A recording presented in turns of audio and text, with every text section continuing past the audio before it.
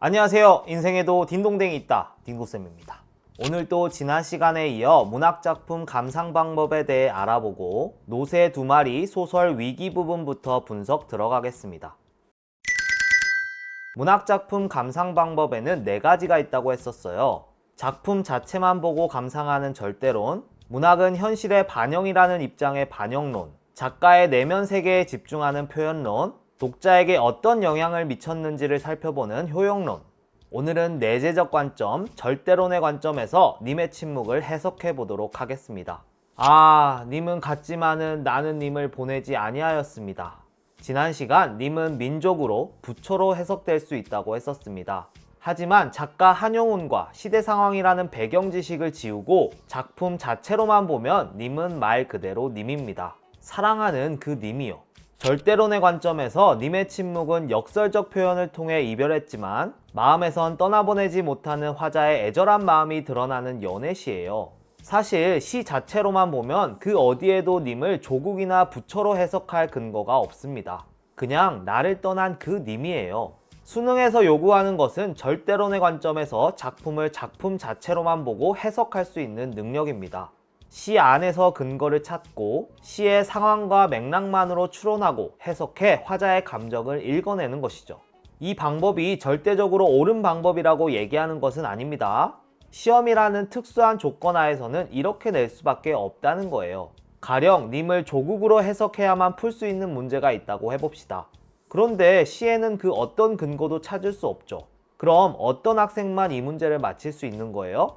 님의 침묵이라는 시가 일제강점기에 나온 시라는 그 지식을 아는 학생만 맞출 수 있겠죠? 이것은 그럼 문학 감상 능력을 평가하는 게 아닌 역사적 지식을 평가하는 문제가 됩니다.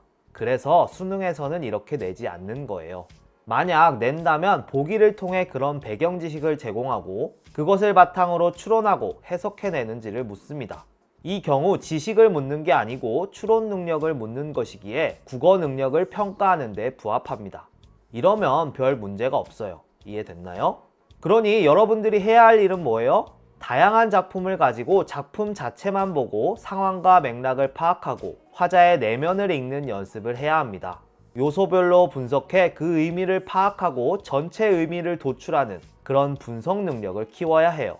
물론 이것은 시험을 위한 팁일 뿐이지 문학을 즐기고 향유하는 데에는 그다지 도움이 되지 않습니다. 어쩌면 문학을 더 멀게 느껴지게 만들지도 몰라요.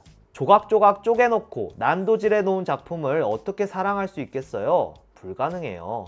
시를, 문학을 사랑한다는 것은 그 자체로 온전히 내 마음속에 간직하는 거거든요. 거의 암송할 정도로 뚜렷하게 남아있죠. 여러분에게도 그런 시 한 편 있나요? 내 마음속 어느 한편에 아련하게 남아있는 내 아픈 경험과 꼭 밀착되어 있는 그 어떤 것보다 나를 위로해줬던 그런 시 한 편 있으신가요? 없으시다면 1차적으로는 우리 국어교육의 문제이지만 개인적으로는 아주 불쌍한 인생인 겁니다. 여러분에게도 그런 시 한 편 있었으면 좋겠네요. 이처럼 작품 자체에만 관심을 집중하여 감상하는 관점을 절대론이라고 합니다. 구성 요소별로 쪼개고 나누어 감상하는 방법인 거죠. 절대론에서는 작품을 그 자체로 하나의 완결된 세계로 봅니다. 물론 작품이 만들어질 때는 여러 요소들이 상호작용하죠. 하지만 딱 완성이 되면 그 순간 하나의 독립된 개체로 하나의 생명을 가진 존재라는 거예요. 그러니 그 자체로만 보고 해석해야 하는 겁니다. 절대론의 관점에서 님의 의미는 그럼 어떻게 되겠어요?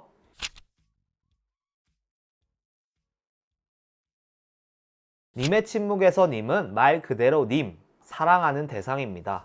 님의 침묵 시집을 읽어보면 그 어떤 작품보다 사랑을 잘 포착했다는 생각이 들어요. 정말 제대로 사랑을 해본 사람만이 이렇게 쓸 수 있죠. 노래도 그렇잖아요. 이 사람 제대로 사랑 못 해봤네. 이런 느낌이 드는 노래가 있는 반면 얼마나 아프게 사랑한 거야? 싶은 노래가 있잖아요. 제대로 된 사랑의 경험이 있는 사람들은 들으면 딱 알아요.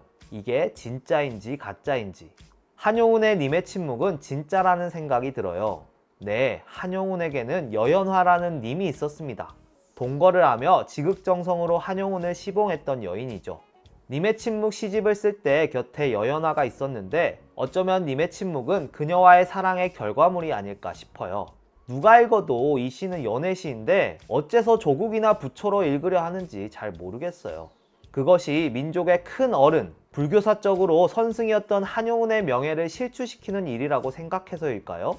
아무리 조국을 빼앗겼다라고 하더라도 사랑하는 님에 대한 시를 쓸 수도 있는 거 아닌가요? 일제강점기라고 해서 모든 시가 일제에 대한 저주와 독립에 대한 열망으로 채워져야 하나요?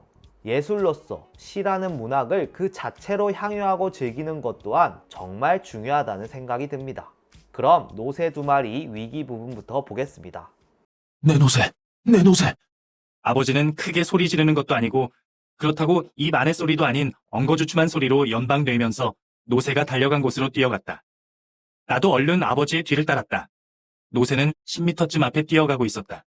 뒤미처 앞쪽에서는 아악 하는 비명소리가 들려왔다.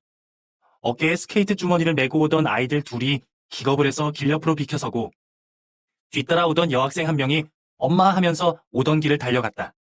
손자를 업고 오던 할머니 한 분은 이런 하면서 어쩔 줄 몰라 하다가 그 자리에 폭삭 주저앉고 말았다. 막 옆골목을 빠져나오던 택시가 찍 브레이크를 걸더니 덜렁 한바탕 춤을 추고 멎었다. 금세 이 집 저 집에서 사람들이 쏟아져 나와서 골목은 어느 사이 수많은 사람들이 모여 웅성대기 시작했다. 왜 그래, 왜 그래? 무슨 일이야? 무슨 일이야? 말이 도망갔다 나봐. 말이 도망갔다 나봐. 무슨 말이, 무슨 말이? 저기 뛰어가지 않아. 올라, 그렇군. 말이 뛰어가는군. 별꼴이야. 말마차가 지금도 있었군. 이런 웅성거림 속을 아버지는 두 주먹을 불끈 쥐고 뜀박질 쳐갔다. 내 노새, 내 노새. 그때 나는 아버지보다 몇 발짝 앞서 있었다. 아버지의 헉헉 소리가 들려왔다. 하지만 노새는 우리보다 훨씬 빨랐다. 노새는 이미 큰 길로 나가고 있었다. 드디어 아버지는 큰 길로 나오자 덜컥 그 자리에 주저앉고 말았다. 노새는 이제 보이지 않았지만 나는 노새보다도 아버지의 일이 더 큰일일 것 같아서 뛰던 것을 멈추고 아버지의 손을 잡고 끌어일으키려고 했다. 한데 아버지는 쉽게 일어나지를 못했다. 아버지의 눈은 더할 수 없는 실망과 깊은 낭패로 가득 차 나는 제대로 쳐다보지도 못하고 슬며시 고개를 돌리다가 이내 축 처지고 말았다. 얼굴 근육이 실룩거리는 것이 옆 얼굴에도 보였다. 불현듯 슬픔이 북받쳐 내 눈도 씀벅거렸으나 나는 그것을 억지로 참고 계속해서 아버지의 팔목을 이끌었다. 아버지, 여기서 이렇게 앉아있으면 어떡해요? 노새를 찾아야지요. 지나가는 사람들이 우리 부자의 이런 모습을 구경거리나 되는 듯이 잠깐 쳐다보았다. 그래. 아버지는 힘없이 일어났으나 나는 어디를 어떻게 가야 할지 그저 막막하기만 했다. 아버지도 그런 눈치인 듯 나를 한번 덤덤히 쳐다보다가 아무 말 없이 앞장을 서기 시작했다. 두 사람 중 아무도 내박쳐진 마차며 연탄 이야기를 꺼내지 않았다. 그 뒤처리도 큰일일 테니 말이다.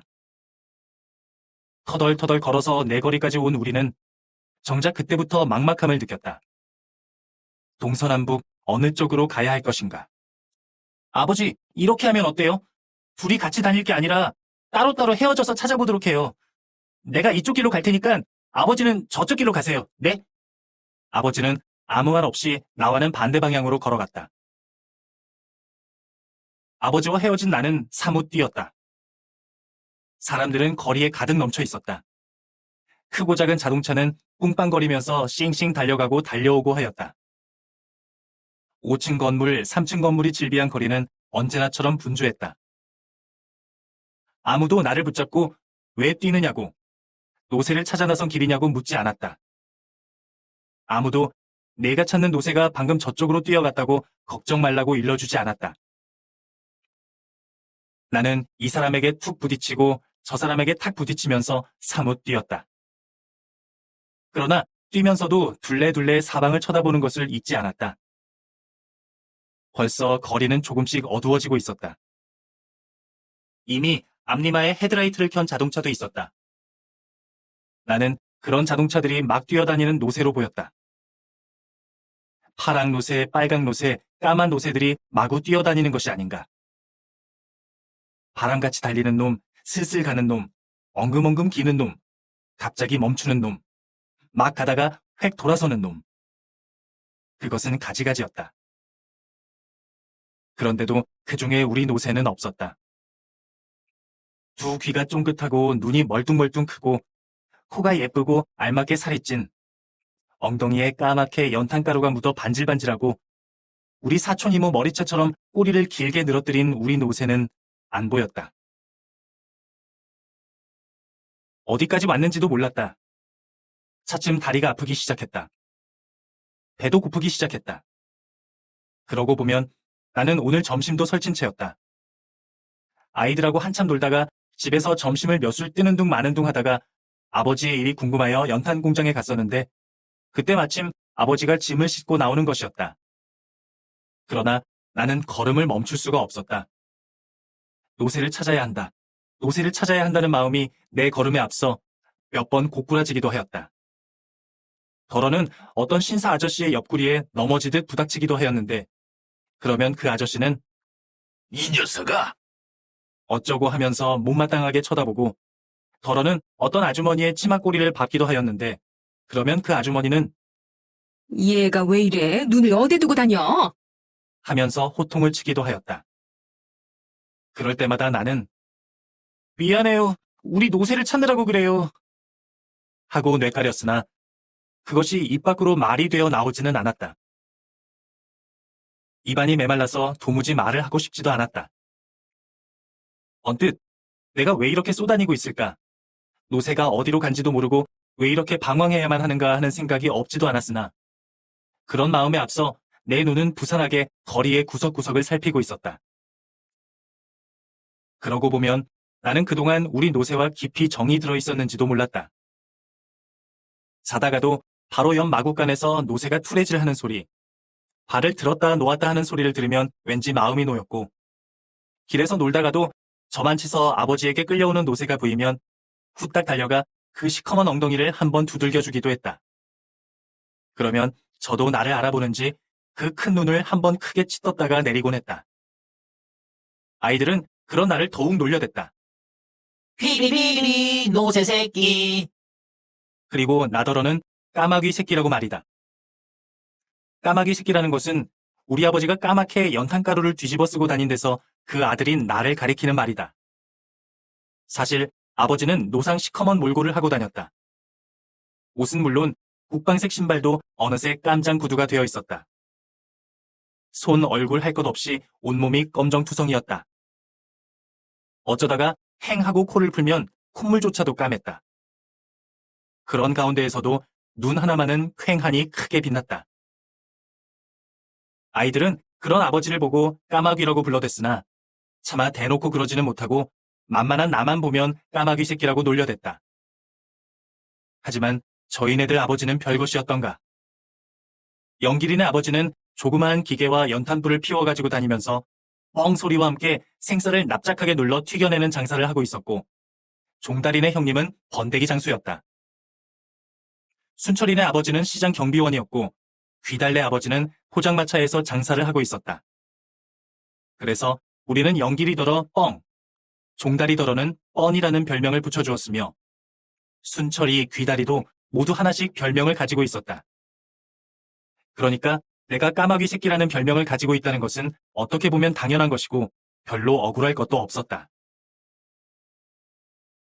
내가 집에 돌아온 것은 밤 10시도 넘어서였으나 아버지는 그때까지 돌아오지 않고 있었다. 할머니와 어머니는 동네 사람들의 귀띔으로 미리 사건을 알고 있었던지 내가 들어서자 얼른 뛰어나오며 허겁지겁 물었다. 찾았니? 아버지는 어떻게 되셨어? 내가 혼자 들어서는 걸 보면 찾지 못한 것을 번연히 알면서도 어머니는 다그쳐 물어댔다. 어머니는 나에게 밥을 줄 생각도 하지 않고 한숨만 내리쉬고 올려쉬곤 하였다. 아버지가 돌아온 것은 통행금지 시간이 거의 되어서였다. 예상한 일이지만 아버지는 빈몸이었고 형편없이 힘이 빠져 있었다. 그때까지 식구들은 아무도 잠들지 않았다. 작은 형도 일이 일인지라 기타도 치지 않고 죽은 듯이 방 안에만 처박혀 있었다. 아버지를 보고도 아무도 말을 하지 않았다. 다만 할머니만이 말을 걸었다. 이제 오니? 네. 그뿐 아버지는 더는 말이 없었다. 그러고는 어머니가 보아온 밥상을 한옆으로 밀어놓고는 쓰러지듯 방 한가운데 드러눕고 말았다. 아버지는 지금 내일부터 당장 거리를 나갈 수 없는 아픔보다도 길들여 키워온 노새가 가여워서 저러는지도 모를 일이었다. 아버지는 원래가 마부였다. 서울에 올라오기 전 시골에서도 줄곧 말마차를 끌었다. 어쩌다가 소달구지를 끄는 적도 있기는 했으나 얼마 가지 않아서 도로 말마차로 바꾸곤 했다. 그런 아버지였으므로 서울에 올라와서는 내내 말마차 하나로 버텨나왔었는데 어떻게 마음먹었는지 노새로 바꾸고 만 것이다. 노새나 말이나 요즘은 그놈의 삼류차 때문에 아버지의 일감이 자칫 줄어드는 듯하기도 했다. 웬만한 오르막길도 끄떡없이 오르고 웬만한 골목안 집까지도 드르륵 들이닥치니 아버지의 말마차가 위협을 느낌직도 했고 사실 일감을 빼앗기기도 했다. 그런데도 그때마다 아버지는 큰 소리였다. 휘발유 한 방울 안 나오는 나라에서 자동차만 많으면 뭐래? 마치 애국자처럼 말하는 것이었으나 나는 아버지의 그 말 뒤에 숨은 오기 같은 것을 느낄 수 있었다.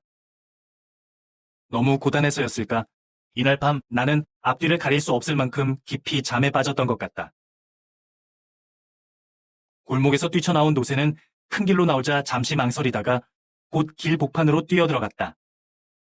그러자 달려가고 달려오던 차들이 브레이크를 밟느라고 찍찍 소리를 냈으나 노새는 그걸 본체만 채하고 달렸다. 어디서 뛰어나왔는지 교통순경이 호루라기를 불며 달려오다가 노새가 가까이 오자 혼비백산해서 도망갔다. 인도를 걸어가던 사람들이 일제히 발을 멈추고 노새의 가는 곳을 쳐다보곤 저마다 놀라고 또는 재미있다는 표정을 지었다. 헤헤, 저놈이 제 세상 만났군. 고삐 풀린 말이라더니 저놈도 저렇게 한번 뛰어보고 싶었을 거야. 엄마, 저게 뭔데 저렇게 뛰어가? 말이지? 글쎄, 말보다는 작은데 노새 같다 얘. 사람들이 그러거나 말거나 노새는 뛰고 또 뛰었다. 연탄짐을 매지하는 몸은 훨훨 날 것 같았다. 가파른 길도 없었고 채찍질도 없었고 앞길을 막는 사람도 없었다. 신호등에 파란불이 켜진 때도 있었고 노란불이 켜진 때도 있었으며 빨간불이 켜진 때도 있었으나 막무가내로 그냥 뛰기만 했다. 노새는 이윽고 횡단보도에 이르렀다. 마침 파란불이 켜져서 우우 하고 길을 건너던 사람들이 앗, 엇 외마디 소리를 지르며 풍비박산이 되었다. 보퉁이를 이고 가던 아주머니가 오매 소리를 지르며 헉 그 자리에 넘어지자 머리 위에 있던 보퉁이가 대구르르 굴렀다. 다정히 손잡고 가던 모녀가 어머멋 소리를 지르며 제자리에 우뚝 섰다. 제잘거리며 가던 두 아가씨가 엄마 소리를 지르며 한꺼번에 엉켜 넘어졌다. 자전거에 맥주 상자를 싣고 기우뚱기우뚱 건너가던 인부가 앞사람이 갑자기 뒷걸음질 치는 바람에 자전거의 핸들을 놓쳐 중심을 잃은 술상자가 우르르 넘어졌다. 밍크 목도리에 몸을 휘감고 가던 아주머니가 난 몰라 하고 소리를 지르며 획 돌아서다가 자기도 모르게 옆에 있는 난 모르는 아저씨 품에 안겼다. 떼국이 잘잘 흐르는 잠바 청년 하나가 이때 워워 하면서 앞을 가로막았으나 노새가 앞다리를 번쩍 한번 들자 어이쿠 소리를 지르면서 인도 쪽으로 도망갔다. 노새는 그대로 달렸다. 뒤미쳐 순경이 쫓아오는 소리가 나고 앵앵거리며 백차가 따라오고 있었다. 노새는 그러나 아랑곳하지 않았다. 노새는 어느덧 번화가에 들어서고 있었다. 여기는 아까의 횡단길보다도 더욱 사람이 많았다. 노새는 자꾸 자동차가 걸리는 것이 귀찮았던지 성큼 인도 쪽으로 방향을 꺾었다. 그러자 이번에는 더욱 요란스러운 혼란이 벌어졌다. 사람들은 달랑달랑하는 노새의 목에 달린 방울소리가 들릴 때는 호기심으로 그쪽을 쳐다보았다가도 금세의 인파가 우우 이리 몰리고 저리 몰리고 하면서 눈앞에 노새가 뛰어오자 어쩔 바를 모르고 웩웩 소리를 지르며 달아나기에 바빴다.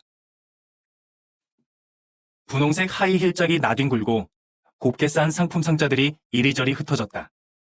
신사가 한옆으로 급히 비키다가 콘크리트 전봇대에 이마를 찍고 군인이 앞사람의 뒤꿈치에 밟혀 기우뚱하다가 뒤에 오는 할아버지를 안고 넘어졌다. 배지를 단 여대생이 황망히 길 옆 제과점으로 도망치다가 안에서 나오던 청년과 마주쳐 나무 토막 쓰러지듯 넘어지고 아이스크림을 핥고 가던 꼬마 둘이 얼싸안고 넘어졌다. 번화가 옆은 큰 시장이었다. 노새가 이번에는 그 시장 속으로 뚫고 들어갔다. 머리에 수건을 동이고 좌판 앞에 앉아있던 아낙네들이 아이고 이걸 어쩌지 하면서 벌떡 일어서는 것을 신호로 시장 안에 벌집 쑤신 듯한 소동이 사방으로 번져갔다. 콩나물 통이 엎어지고 시금치가 흩어지고 도라지가 짓이겨지고 사과알이 대굴대굴 굴렀다. 미꾸라지 통이 엎어지고 시루떡이 흩어지고 테토론 옷감이 나풀거리고 제주 밀감이 사방으로 굴렀다. 갈치가 뛰고 동태가 날고 낙지가 미끈둥미끈둥 길바닥을 메웠다.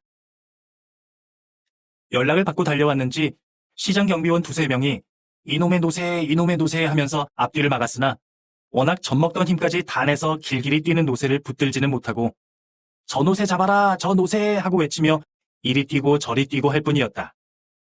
골목을 뛰쳐나온 지 1시간이 지났을까 노새는 시장 안에서 한바탕 북새를 떨고는 다시 한 길로 나왔다. 이 무렵에는 경찰에 비상이 걸렸는지 곳곳에 모자끈을 턱에까지 내린 경찰관들이 지키고 서 있었다. 서울 장안이 온통 야단이 난 모양이었다. 군데군데 무전차가 동원되어 자기네끼리 노새의 방향에 대해서 연락을 취하고 있었다.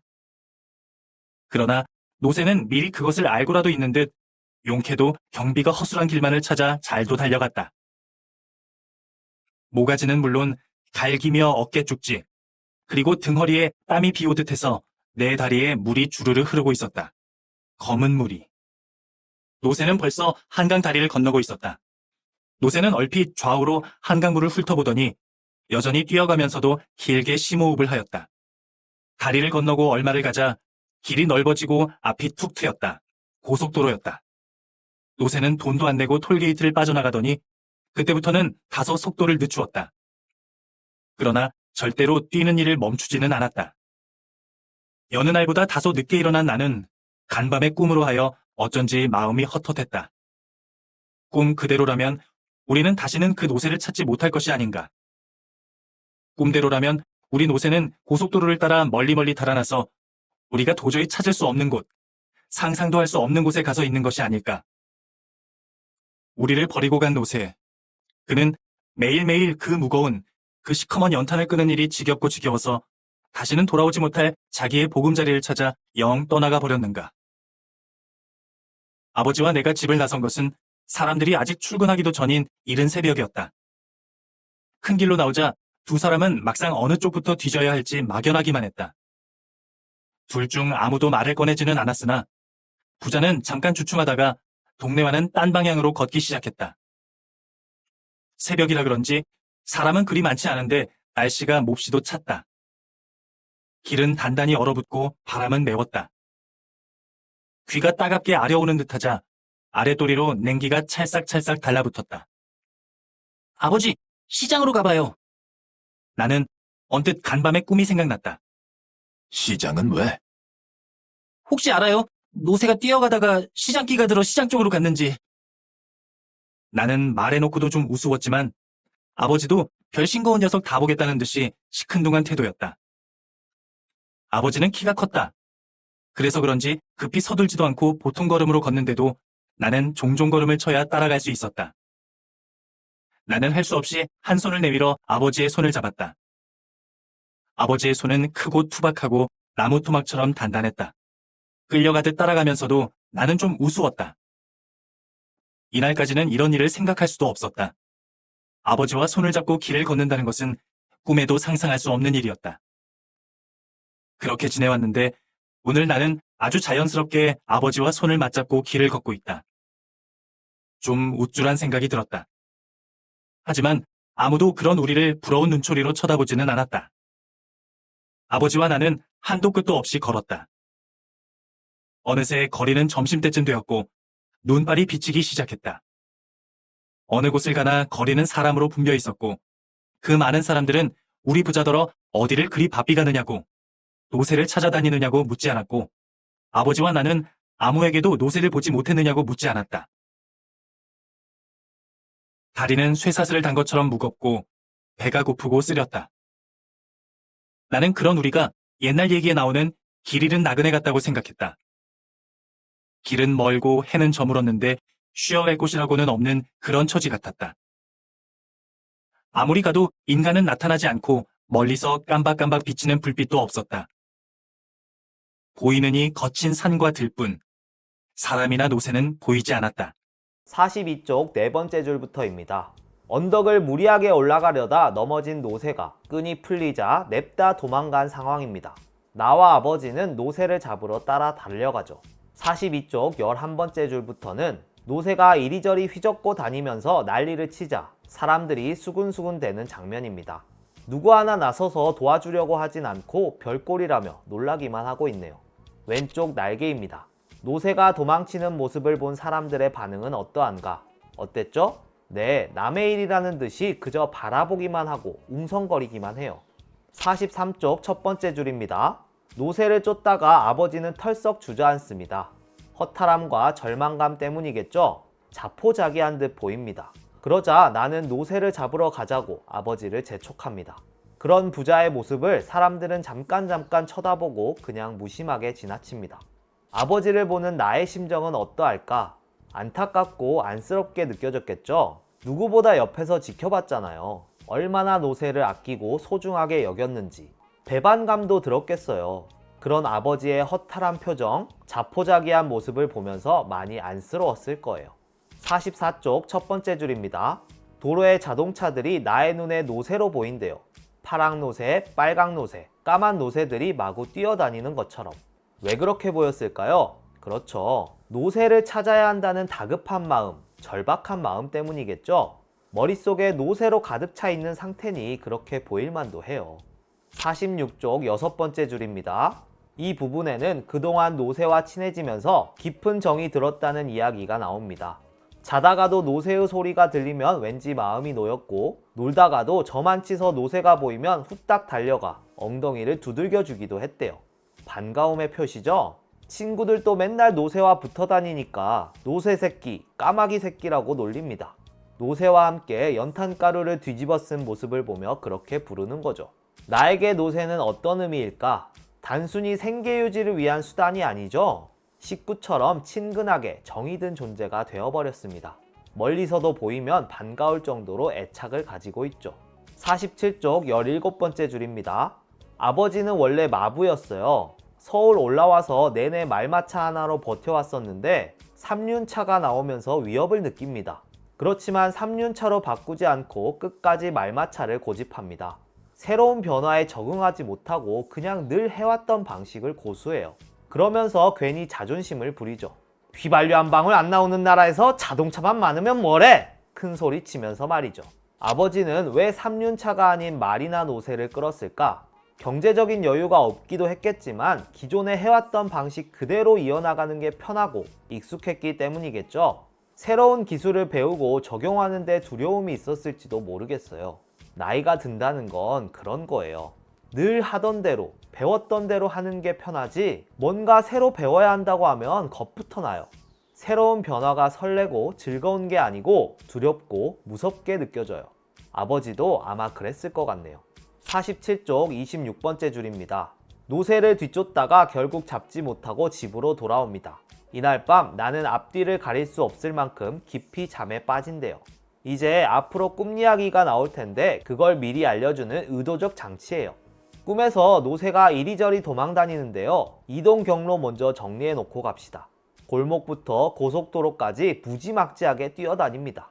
물론 꿈에서요. 골목에서 시작해 큰 길로 나와 도로를 혼비백산으로 만들어버립니다.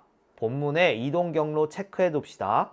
49쪽 첫 번째 줄, 세 번째 이동 경로 횡단보도 체크해 두세요. 연탄도 없겠다 신난 노새는 신호고 뭐고 그냥 막 뛰어다닙니다. 50쪽 일곱 번째 줄입니다. 순경이 쫓지만 번화가까지 들어섭니다. 대혼란이 벌어졌겠죠? 달랑달랑 방울소리와 함께 번화가를 헤집어 놓습니다. 50쪽 20번째 줄, 번화가를 지나 이제 큰 시장에 이릅니다. 시장은 길이 더 좁으니 더 난리가 났겠죠? 콩나물통이 엎어지고 시금치가 흩어지고 도라지가 짓이겨지고 사과알이 대굴대굴 굴렀대요. 말 그대로 정말 아수라장 시장통이었겠어요. 51쪽 첫 번째 줄부터입니다. 여섯 번째 이동 경로 한 길이 나옵니다. 한 길은 넓은 길이에요. 경찰들 비상 걸렸겠죠? 무전기로 서로 연락을 취하면서 잡으려고 해도 어때요?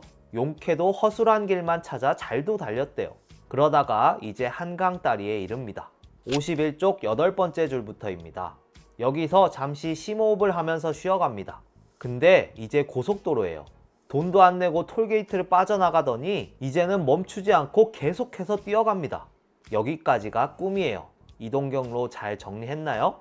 오른쪽 날개 보세요. 나의 꿈 이야기를 통해 말하려는 의미는 무엇일까? 작가는 꿈 이야기를 갑자기 왜 쭉 늘어놓았을까요? 꿈은 무의식의 반영이에요. 나의 소망이 꿈으로 나타나요. 얼마나 노새를 찾고 싶었으면 꿈에 나오겠어요? 그 간절하고 애절한 마음이 반영된 거죠. 그러면서 동시에 결국 노새를 찾지 못할 것만 같은 불안감도 반영이 되어 있죠. 소설의 구성 측면에서 이 꿈은 결국 노새를 찾을 수 없을 것임을 암시하는 장치로도 볼 수 있어요. 우리는 결말을 알잖아요. 그래서 이 꿈은 두 가지 기능을 합니다. 주인공의 간절한 마음, 불안한 심리를 보여주면서 동시에 소설의 결말을 암시하는 기능. 됐나요? 52쪽 첫 번째 줄입니다. 다음날 아버지와 함께 노새를 찾으러 집을 나옵니다. 꿈에서 시장 쪽으로 갔던 게 생각났는지 나는 시장 쪽으로 가보자고 합니다. 아버지의 손을 잡고 가는데 투박하고 단단한 아버지의 손을 느끼며 이런 일은 꿈에도 상상할 수 없는 일이었다고 합니다. 왜요? 당시만 해도 아버지는 가부장으로서 늘 엄하고 무서운 존재였기 때문에 지금까지 아버지와 손을 잡고 나란히 걸어보질 못한 거예요. 근데 노새를 함께 찾으러 나와서는 그러고 있는 거죠. 아버지와의 친밀감이 생긴 것 같기도 하고 또 우쭐한 생각도 들었대요. 왼쪽 날개 봅시다. 아버지와 손을 맞잡고 걷는 나의 기분은 어땠을까? 가족 공동의 위기를 함께 해결해 나가는 과정에서 유대감을 느꼈을 거예요. 그러면서 동시에 평소에 볼 수 없었던 아버지의 인간적인 모습, 따뜻함을 함께 느낍니다. 우쭐한 생각이 들었다고 나오는데 이것은 옆에 아버지가 든든하기도 했겠고 또 사랑과 유대감 속에서 느끼는 충족감이 그런 생각을 갖게 만든 것 같아요. 이대로라면 노새가 사라져도 걱정이 없겠다 싶을 정도로. 됐나요? 여기까지 위기 부분 살펴봤는데요. 다음 시간에 이어서 또 보겠습니다. 그럼 여기까지 딩동댕 딩동쌤이었습니다. 빠이.